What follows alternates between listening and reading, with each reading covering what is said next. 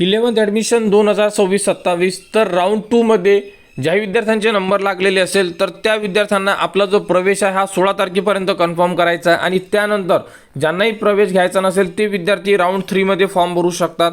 तर यामध्ये जी लिस्ट लागलेली होती कधी तर 13 तारखेला यामध्ये revise allotment list cap round 2 ची ही परत प्रसिद्ध करण्यात आलेली आहे। अशा प्रकारे साइटवर नोटिफिकेशन दिलेली आहे। तर विद्यार्थ्यांना 14 तारीख ते 16 तारखेच्या मधात प्रवेश घेण्यासाठी सांगण्यात आलेलं आहे। तर ज्याही विद्यार्थ्यांचा प्रवेश घ्यायचा बाकी असेल त्या विद्यार्थ्यांनी 16 तारखेपर्यंत म्हणजे उद्यापर्यंत सायंकाळी 6 वाजेपर्यंत आपला प्रवेश घ्या। कारण जर तुम्ही प्रवेश घेणार नाही तर तुम्हाला फॉर्म भरावा लागेल ते म्हणजे राऊंड क्रमांक 3। तर राऊंड 3 कधी सुरू होणार आहे विद्यार्थी भरपूर कन्फ्यूज आहे। कारण की काही विद्यार्थ्यांचा नंबर लागला, काही विद्यार्थ्यांचा नंबर लागलेला नाही आहे आणि काही विद्यार्थ्यांना जर आवडीचे कॉलेज मिळालेले नसेल तर ते विद्यार्थी परत एक राऊंड ट्राय करणार आहेत अशाबद्दलच्या कमेंट्स आलेल्या आहेत। तर विद्यार्थ्यांना जो राऊंड 3 आहे तो लवकर सुरू करून देण्यात येणार आहे। कारण की राऊंड 3 चा प्रॉपर जो टाइम टेबल असेल तो तर अजूनपर्यंत उपलब्ध करून दिलेला नाही आहे। कारण राऊंड 2 ची प्रोसेस कंप्लीट झाल्याशिवाय राऊंड 3 चा टाइम टेबल म्हणजे जसा डिटेल्समध्ये राहतो, जसं की राऊंड 2 चा आहे बघा कसं डिटेल्समध्ये दिलेला आहे, असा टाइम टेबल आपल्याला राऊंड 2 ची प्रोसेस कंप्लीट झाल्यानंतरच मिळणार आहे। तरी विद्यार्थ्यांना राऊंड 3 कधी सुरू होणार आहे, तुम्ही पहिला राऊंड झाल्यानंतर जसा दुसरा राऊंड सुरू झाला त्याचप्रमाणे आता दुसरा संपल्यानंतर तिसरा कधी सुरू होणार तर 20 तारखेपासून आपला राऊंड 3 सुरू होणार आहे।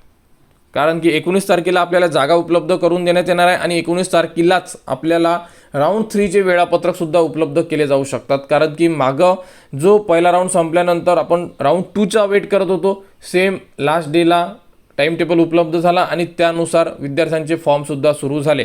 तर आता राऊंड 3 मध्ये कोण फॉर्म भरू शकते हे सुद्धा विद्यार्थ्यांनी लक्षात ठेवणं गरजेचं आहे। बघा समजा एखाद्या विद्यार्थ्याचा नंबर लागलेला आहे, तो प्रवेश घेऊ शकत नाही किंवा त्यांना घ्यायचा नसेल तो विद्यार्थी फॉर्म भरू शकतो। एखादा विद्यार्थी आहे की ज्याला आवडीचे कॉलेज मिळाले नाही आहे तो विद्यार्थी फॉर्म भरू शकतो।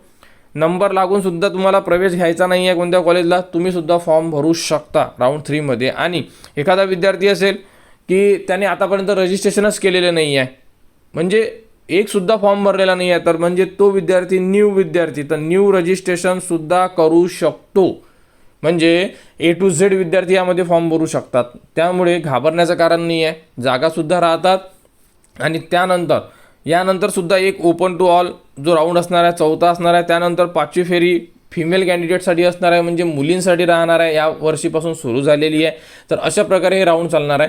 तर विद्यार्थ्यांकडे तिसरा राऊंड आहे आणि चौथा राऊंड सुद्धा आहे। तर 2 राऊंड आहेत अजून शिल्लक, ज्यामध्ये तिसरा राऊंड जो असेल हा कास्टमधून तुम्हाला रिझर्वेशन मिळेल आणि चौथ्या राऊंडमध्ये रिझर्वेशन राहणार नाही, ओपन टू ऑल राहणार आहे। त्यामुळे ठीक आहे, तर अशा प्रकारे अपडेट होती।